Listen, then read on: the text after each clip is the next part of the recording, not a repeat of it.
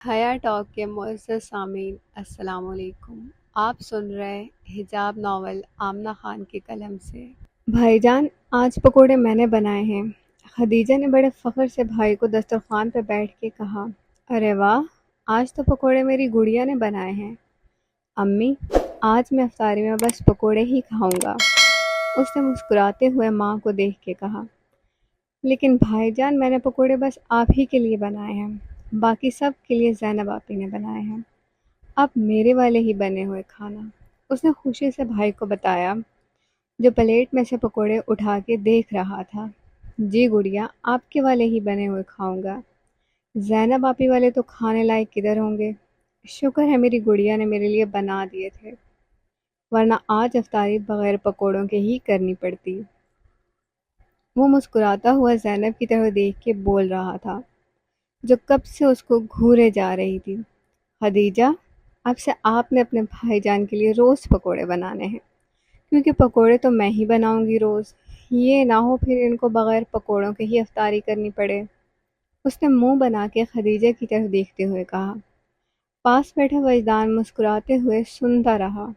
وہ اپنی بہنوں کی رونق تھا، ان کے پاس بیٹھتا تو وہ اپنے ہر دکھ بھول جاتی، وہ مسکراتا تو اس کے ساتھ مسکراتی۔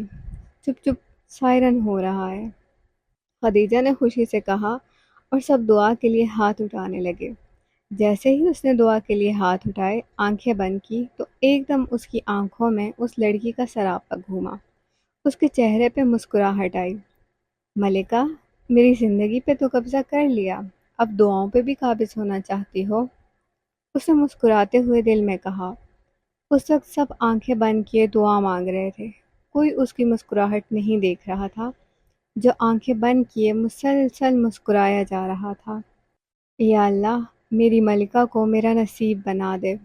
اس نے کوئی 10 دفعہ بس صرف ایک یہی دعا مانگی۔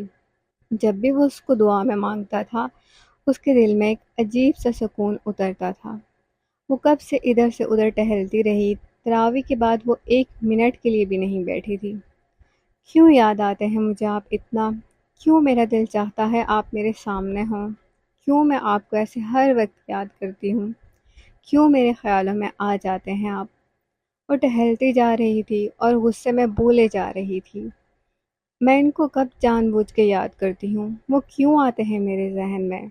اللہ جی پلیز میری مدد کریں نا، میں بھول جاؤں ان کو، مجھے نہ یاد آیا کریں وہ۔ یہ کیسا احساس ہے جو مجھے 1 منٹ کے لیے بھی سکون نہیں دے رہا؟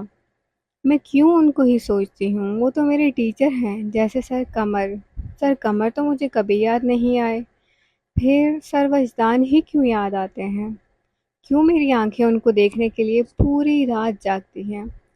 اور جب وہ کلاس میں ہوتے ہیں میرا دل کیوں ایسے دھڑکتا ہے؟ جب وہ میرے پاس بیٹھے تھے تو کیوں میری نظریں بس ان کو دیکھنا چاہتی تھی؟ کیوں؟ آخر کیوں؟ کیوں میں پوری پوری رات سو نہیں پاتی؟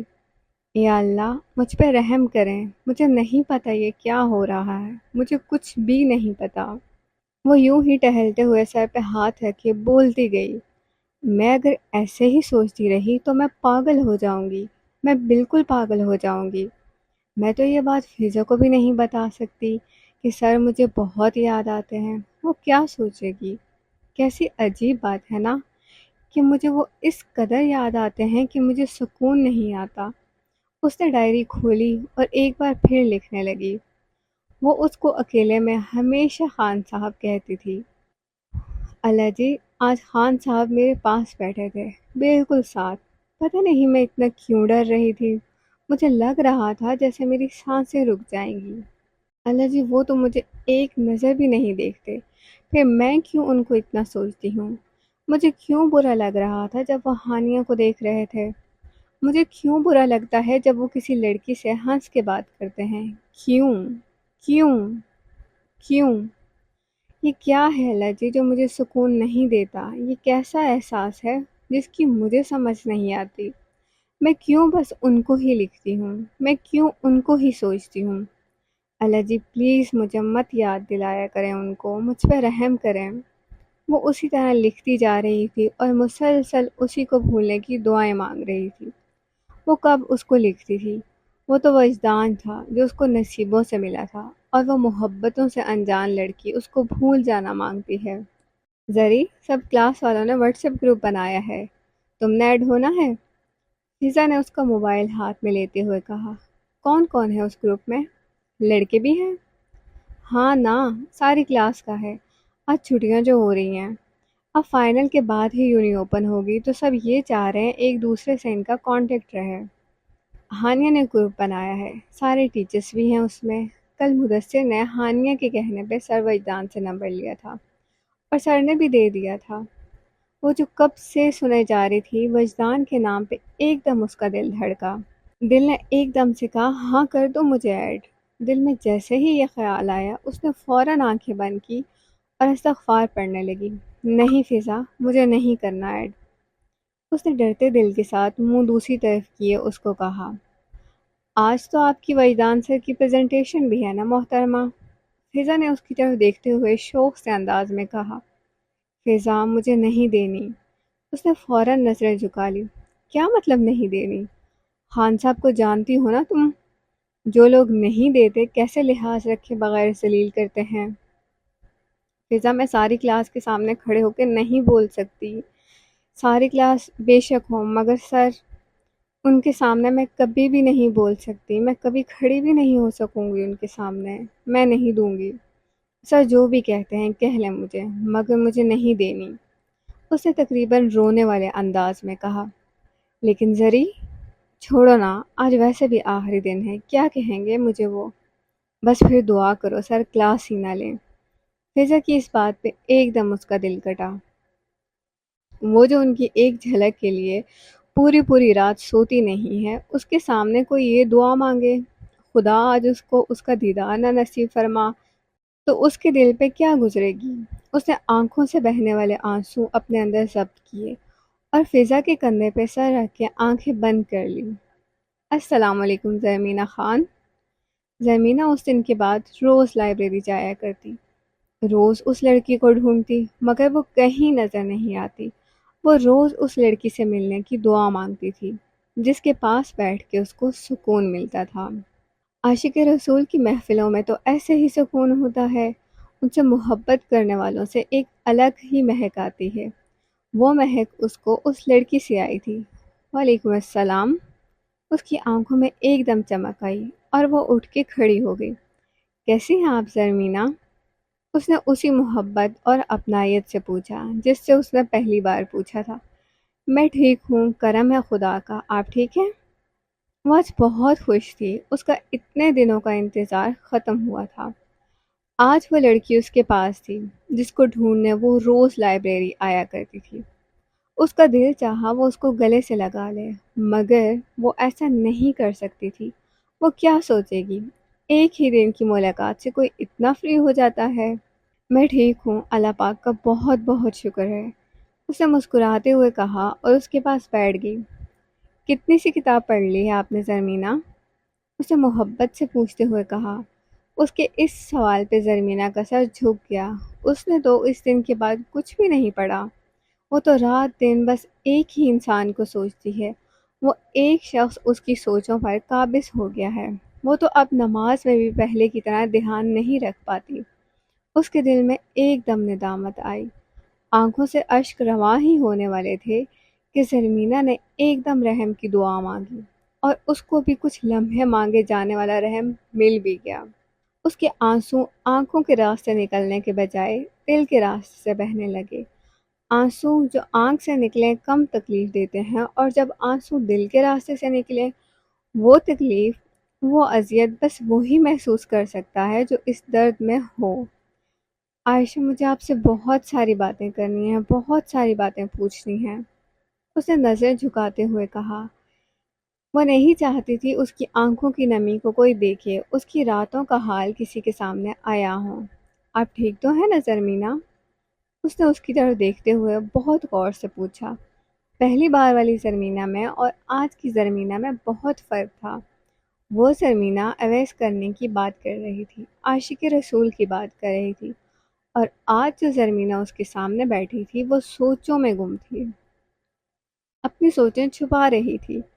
جی میں ٹھیک ہوں، اس نے ہلکی سی مسکراہٹ کے ساتھ اس کو دیکھا اور آرام سے بولی، عائشہ، اگر ہماری نمازیں پہلے کے جیسے خالص نہ ہوں تو اس کا مطلب یہ ہوتا ہے کہ اللہ ہم سے ناراض ہو گیا ہے؟ اس نے آنسو ضبط کیے جھکی نظروں کے ساتھ اس سے پوچھا، جو اس کو پیار سے دیکھے جا رہی تھی۔ نہیں سرمینا، اللہ اپنے بندوں سے کبھی ناراض نہیں ہوتا۔ جب وہ ناراض ہوتا ہے نا تو سجدے کی توفیق چھین لیتا ہے۔ ہم اس کے سامنے سجدہ کر ہی نہیں سکتے۔ پتہ ہے سرمینا، یہ جو لوگ نماز نہیں پڑھتے نا اور کہتے ہیں ہم نماز نہیں پڑھتے، مجھے بہت عجیب لگتا ہے۔ یہ لوگ نماز نہیں پڑھتے؟ یہ ہوتے کون ہیں نہ پڑھنے والے؟ ان کی اتنی اوقات ہے کہ جس چیز کا حکم وہ رب العالمین دے اور یہ لوگ نہ ادا کریں؟ پتہ ہے سرمینا، خدا ان لوگوں کو اپنے سامنے بلاتا ہی نہیں ہے، وہ ان سے سجدے کی توفیق چھین لیتا ہے، اور یہ بد نصیب بولتے ہیں ہم نماز نہیں پڑھتے۔ میں کہتی ہوں خدا کے روبرو کھڑے ہونا ہی بہت ہے۔ کتنے ہی لوگ میں نے دیکھے ہیں جو یہ کہہ کر نماز چھوڑ دیتے ہیں، ہم جب نماز پڑھنے لگتے ہیں تو ہمارے دل میں خیالات آتے ہیں، ہم نماز میں توجہ نہیں دے سکتے۔ کتنے بد نصیب ہوتے ہیں نا ایسے لوگ۔ محبوب کب کہتا ہے تم لوگ میرے سامنے نہ کھڑے ہو، صرف اس وجہ سے کہ تم لوگوں کی توجہ کہیں اور ہوتی ہے؟ دیکھو جرمینا، ہم یہاں اس یونیورسٹی میں پڑھتے ہیں، ہم بالکل دل اور توجہ سے نہیں پڑھیں، مگر ہم ریگولر ہوں، ہم اپنے ٹیچرز کی نظر میں تو آ جاتے ہیں نا کہ ہم حاضر ہیں۔ اسی طرح ہم نماز میں کھڑے ہوتے ہیں، محبوب کی نظروں میں ہماری حاضری تو لگ جاتی ہے نا کہ ہم محبوب کے سامنے کھڑے ہوئے تھے۔ وہ بولتی چلی جا رہی تھی اور زرمینہ کے دل میں ایک سکون اترتا جا رہا تھا۔ اور دیکھو نا زرمینہ، یہ بات تو ہمارے آقا جان علیہ السلام نے خود کہی ہے کہ جو اللہ کا ذکر کرتا ہے اور جو اللہ کا ذکر نہیں کرتا، ان کی مثال زندہ اور مردہ کی سی ہے۔ اللہ کا ذکر کرتے رہنا چاہیے، یہ سوچ کے نہیں چھوڑنا چاہیے کہ ہم توجہ نہیں دے پاتے۔ جب ہم شروع کرتے ہیں نا، دل خود بخود اس ہستی کے ذکر میں جھومتا چلا جاتا ہے، اور ہمیں سمجھ بھی نہیں آتی کیسے مل گیا ہے یہ سکون۔ وہ مسکراتے ہوئے بس بولی جا رہی تھی اور سننے والے بغیر پلکیں چپکے اس کو سنتی جا رہی تھی۔ محبوب کب ناراض ہوتا ہے؟ وہ تو بس پاس بلانا چاہتا ہے، اپنے نزدیک کرنا چاہتا ہے۔ ہم اس کے نزدیک اس وقت تک نہیں ہو سکتے جب تک ہم کسی درد میں نہ ہوں۔ جتنا درد ہوتا ہے اتنی ہی اس کی قربت میسر ہوتی ہے۔ جو سمجھ جاتے ہیں وہ اور نزدیک ہوتے ہیں، اور جو بدبخت ہوتے ہیں وہ دور ہوتے جاتے ہیں، اور پھر کہتے ہیں ہم نماز نہیں پڑھتے۔ عائشہ، مجھے آپ کا کانٹیکٹ نمبر مل سکتا ہے؟ وہ آج چھٹیاں ہو رہی ہیں نا تو میں چاہتی ہوں میری آپ سے بات ہوتی رہے۔ اس نے نم آنکھوں سے بغیر دیکھے اس سے اس کا نمبر مانگا۔ جی جی، کیوں نہیں، آپ لے لیں میرا نمبر، جب بھی آپ نے بات کرنی ہو تو ضرور کیجیے گا، میں حاضر ہوں۔ وہی نرم انداز، وہی احترام جو اس کے اندر تھا وہ باہر بھی ظاہر کرتی تھی۔ وہ جنت کے پتے کی عائشہ گل تھی، اور وہ ثابت بھی کرتی تھی۔ آپ کا بہت شکریہ عائشہ۔ نمبر لیتے ہوئے اس نے شکریہ ادا کیا اور وہاں سے اٹھنے لگی ہی تھی کہ عائشہ نے اس کو بیٹھے بیٹھے گلے سے لگا لیا، اور وہ آنکھیں بند کیے اس کی مہک کو اپنے اندر اتارنے لگی۔ وہ کلاس میں آیا اور زرمینہ کا دل چاہا وہ بھاگ جائے یہاں سے، کہیں دور چلے جائے، جہاں اس کو وجدان حسین شاہ کی ہوا بھی نہ لگے، جہاں اس کا نام بھی کوئی اس کے سامنے نہ لے۔ کیا یہ وہ شخص ہے جو مجھے پوری پوری رات جگانے کی سکت رکھتا ہے؟ اس کو تو پتہ بھی نہیں اس کی وجہ سے کسی کے گھر میں ایک زرمینہ گل بھی ہے جو پوری رات اس کو ایک نظر دیکھنے کے لیے جاگتی ہے، صبح ہونے کا انتظار کرتی ہے، اور جب وہ اس کے سامنے آتا ہے اس سے دور جانا چاہتی ہے۔ مجھے نہیں سمجھ آتی وجدان کیوں سوار ہوئی ہوں میرے اندر تم؟ نہ میں کسی کو بتا سکتی ہوں، نہ میں اب برداشت کر سکتی ہوں۔ دور چلے جاؤ، مجھ سے اتنا دور کہ تمہاری ہوا بھی نہ لگے۔ 7 پردوں میں رہنے والی کو تم برباد کر رہے ہو۔ وہ اس کو دیکھتے ہوئے کرب سے یہ سب سوچتی رہی، اور وہ مسکراتا ہوا کلاس میں باتیں کرنے لگا۔ مجھے کیوں نہیں اچھا لگتا ان کا کسی اور سے بات کرنا؟ جیسے وہ میرے ٹیچر ہیں ویسے سب کے بھی تو ہیں، تو پھر مجھے کیوں نہیں پسند؟ کوئی ان سے بات کرے، کوئی ان کو دیکھے۔ یا اللہ، یہ مجھے کیا ہو رہا ہے؟ کیوں کر رہی ہوں میں ایسا؟ کیوں میں ہانیہ لوگوں کی لسٹ میں آ گئی ہوں؟ مجھے تو نفرت تھی ان لڑکیوں سے جو سر کے پیچھے پیچھے پھرتی تھی، جو ان کی وجہ سے آپس میں حسد رکھتی تھی۔ آج میں ان لڑکیوں میں نہیں، کبھی نہیں، میں نہیں ہوں ان لڑکیوں میں۔ یہ میں کیا سوچتی ہوں؟ میں کیوں سوچتی ہوں ایسے؟ یہ مجھے کیا ہو گیا ہے؟ وہ جو کلاس میں سب کے سامنے ہنس کی باتیں کر رہا تھا، اس کو کیا پتا تھا کسی کو درد ہو رہا ہے، کوئی تکلیف سے دوچار ہے، اور جو اس درد سے گزر رہی تھی معلوم تو اس کو بھی نہیں تھا اس کو درد کس بات کا ہے اور کدھر ہے۔ آج زرمینہ کی پریزنٹیشن تھی، وہ اچھے سے جانتا تھا۔ اس نے زرمینہ کا نام لیے بغیر بولا، آج جس کی پریزنٹیشن ہے وہ آ کے دے دیں۔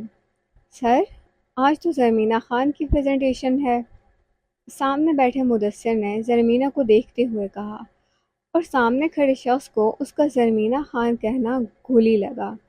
کوئی اس کا نام لے بھی کیوں اپنی زبان سے؟ مدثر، میں نے آپ سے پوچھا ہے۔ اس کا انداز اور لہجہ اس کا نام لینے پہ اس کو پوری پوری سزا دے رہا تھا، تاکہ آئندہ وہ بولنے کے قابل ہی نہ رہے۔ نو سر، مگر آپ نے پوچھا تو میں نے بتا دیا۔ وہ شرمندہ سا نظر جھکائے بول رہا تھا، آئندہ میں جتنا پوچھوں اتنا ہی بولنا، نہ اس سے زیادہ نہ اس سے کم، اور جس سے پوچھوں بس وہی بولے، باقی اپنا منہ بند رکھا کریں۔ اسے چپتی ہوئی نظروں سے مدثر کو دیکھا جو کب سے نظریں جھکائے چپ سا سن رہا تھا۔ زری، اب کیا ہوگا؟ سر تو بہت غصے میں ہیں۔ فضا نے سامنے پڑی کاپی پہ لکھا اور زرمینہ کو بازو سے ہلا کے آنکھوں کے اشارے سے پڑھنے کا کہا۔ میں نے نہیں دینی پھر بھی پریزنٹیشن۔ اس نے ویسے ہی کاپی پہ لکھا اور اس کو دیکھنے لگی جس کو دیکھنے کے لیے وہ پوری پوری رات جاگتی ہے۔ اب وہ 1 مہینہ اس کو میسر نہیں ہوگا، وہ کیسے رہے گی؟ کیا وہ اب 1 مہینہ یوں ہی جاگ کے گزارے گی؟ کیا وہ زندہ رہ لے گی؟ اس کو دیکھتے ہوئے دل پہ آنسو لیے سوچنے لگی۔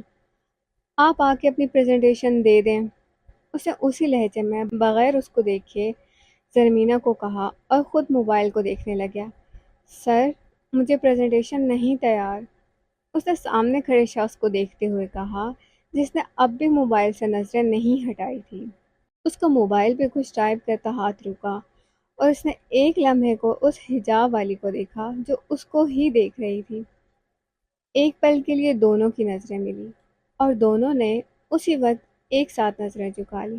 کیوں نہیں تیار آپ کو؟ اسے سخت لہجے کے ساتھ اس سے پوچھا اور ماتھے پہ بل ڈالے۔ وہ نہیں چاہتا تھا کوئی یہ سمجھے کہ سر زرمینہ کو فیورٹزم کر رہے ہیں، نہ چاہتے ہوئے بھی اس کو اپنا لہجہ سخت کرنا پڑ رہا تھا۔ Sir sorry. اس نے اس کی طرف بغیر دیکھے موبائل اٹھایا اور ایکسکیوز می کہہ کے کلاس سے باہر چلا گیا، جیسے اس کو کسی ضروری کام سے جانا ہو۔ سر کو کیا ہوا؟ پہلے تو کبھی ایسے کلاس چھوڑ کر نہیں گئے، پھر آج ایسا کیا ہو گیا کہ چلے گئے؟ ہانیہ نے منہ بناتے ہوئے کلاس میں کہا، کوئی ضروری کام ہوگا نا، آ جائیں گے۔ اسے اس کی ہر بات کا جواب دینا فرض سمجھتا تھا، آج کی طرح بولے بغیر رہ سکتا تھا۔ خان صاحب نے آپ کو پریزنٹیشن دینے سے بچایا ہے، فضا نے مسکراتے ہوئے زرمینہ کے کان میں کہا۔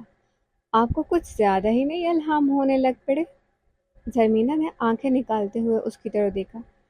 بھائی ہمیں تو اور بھی بہت سارے الہام ہو رہے ہیں، فضا نے شوخے سے انداز میں اس کی طرف دیکھتے ہوئے کہا۔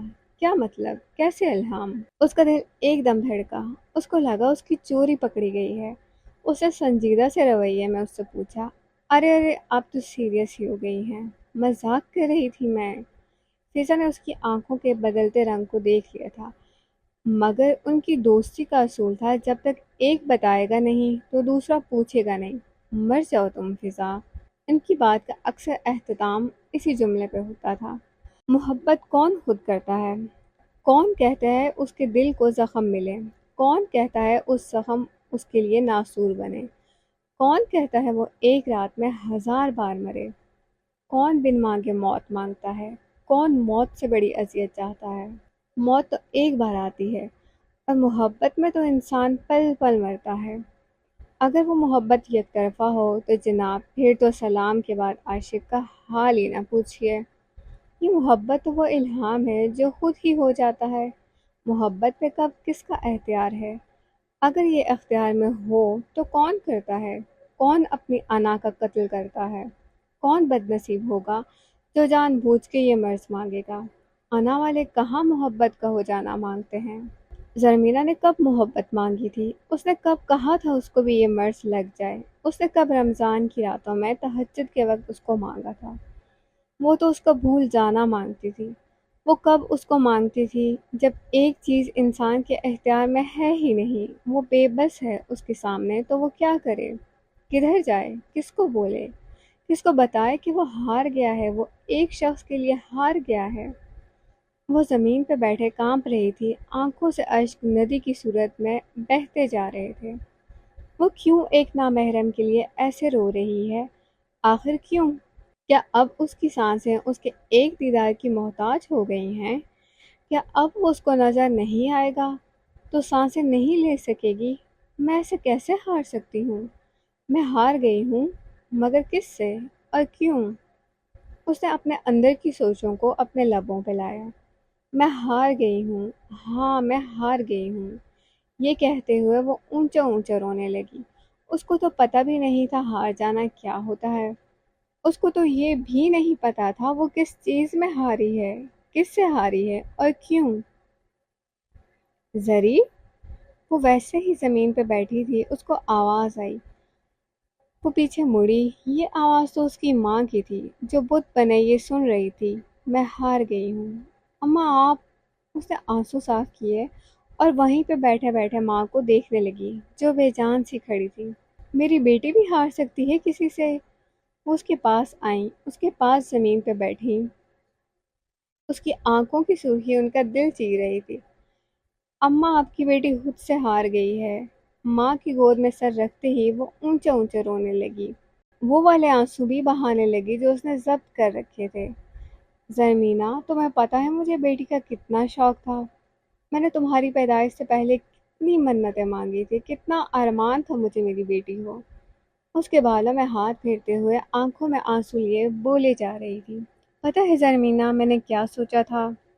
میری بیٹی ہوئی تو میں اس کو سکھاؤں گی کہ محبت، احترام یا لحاظ کسی بھی بھرم میں اپنی توہین برداشت نہ کرے۔ اسے بتاؤں گی کہ وہ شخص واجب القتل ہے جو تمہاری حرمت کا پاسدار نہیں، اور اگر وہ کہے کہ خون حرام ہے تو میں اسے بتاؤں گی کہ دوسرے مسلمان کی عزت بھی اتنی ہی حرام ہے۔ وہ عزت محض جسم کو انچھوا رکھنا نہیں ہے، وہ عزت ان کے الفاظ اور نگاہوں میں نہ ہو تو بھی وہ واجب القتل ہیں۔